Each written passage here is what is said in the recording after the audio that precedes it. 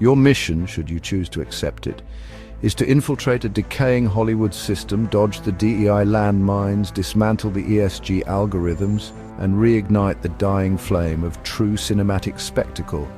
You'll need charm, talent, a real respect for your audience, and a complete disregard for green screens unless you're hanging off a jet at 30,000 feet. You may encounter clones pretending to be stars, directors more concerned with hashtags than storyboards, and an industry more interested in lecturing than entertaining. But you're the last man standing, the only actor left who runs like he still gives a damn, literally and metaphorically. This message will self-destruct in 5 seconds, but your legacy won't. Welcome to the Snake Pit, where we're full of bile and venom. I'm your host, Snake Daemon, and today we're talking about something that might just give you the faintest flicker of hope for the big screen. Because against all odds, against all algorithms, and against an entire industrial complex built on scolding its own customers, our unnamed stunt-loving savior has done it again. Mission impossible. The final reckoning has dropped into theaters and detonated the box office with the grace of a ballet dancer, strapping dynamite to a piano and kicking it off a skyscraper. Opening with a $200 million global haul, it proves that spectacle, sincerity and stunt work still matter, but then, just as you're trying to catch your breath, a curveball Lilo and Stitch of all things comes in hot with a jaw-dropping $341 million.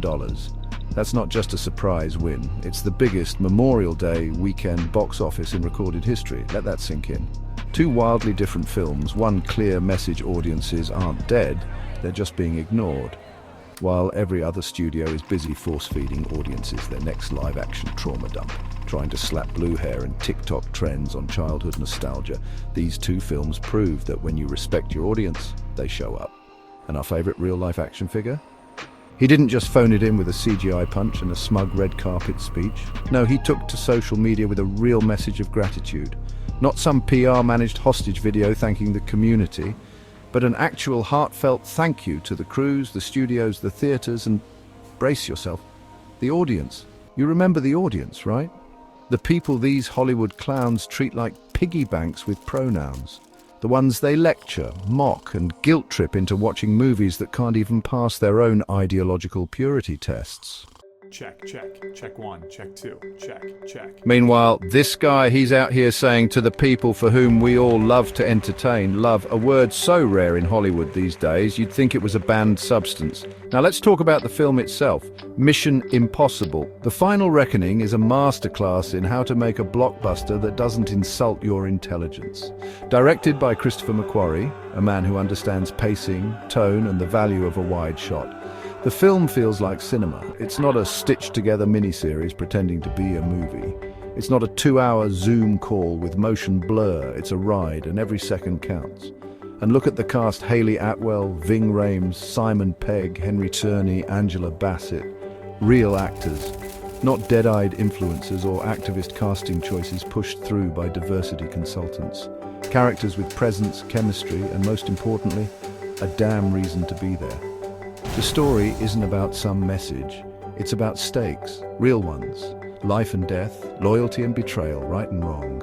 You know, the kind of storytelling that used to be called standard before Hollywood replaced it with smug subversion and narrative sabotage. At Cannes, this film received a 7.5-minute standing ovation. No spandex, no multiverse, no lectures, just pure cinema. And ask yourself this: when was the last time a crowd stood up for something that didn't rely on nostalgia, bait, or franchise fatigue? So now the million-dollar question: is this his last ride? When asked, he didn't make it about himself. He didn't go on a teary farewell tour or post a black and white video on Twitter. He simply said, just enjoy it. No ego, no agenda. Just a man who strapped himself to a plane and said, you want a movie? I'll give you a movie. Compare that to today's so-called stars, the ones who deliver one flat performance and spend the rest of the press tour talking about how their character is non-binary in spirit, or some other nonsense no one asked for. And honestly, seeing this kind of reception, seeing audiences actually want to go back to theaters, gives me rare, tingly, almost forgotten feeling that Hollywood hasn't completely flatlined. It's still on life support, but Maybe there's a defibrillator out there, one made of practical stunts, real writing, and unfiltered charisma. So here's a thought. Maybe it's time the stars who still care, the Macquaries, the cruise missiles, the real players, pack up and get out of that bloated, rotting, festering corpse known as Hollywood. Start a new studio, one that serves the audience instead of condescending to it, one that entertains instead of indoctrinates, one that remembers a movie's job is to make you feel something other than guilty. Because Mission Impossible, The Final Reckoning, isn't just a film. It's a message, it's a reminder, and it's a challenge to every hack writer, every corporate executive, and every virtue-signaling producer still coasting on IP fumes. This is what a movie looks like, this is what a movie star acts like, and this is what an audience deserves. And that's the mission for today. Whether anyone else will accept it, well, we'll see. But if nothing else, Mission Impossible. The Final Reckoning is a cinematic hand grenade tossed into the echo chamber, reminding everyone that effort, sincerity, and spectacle still win.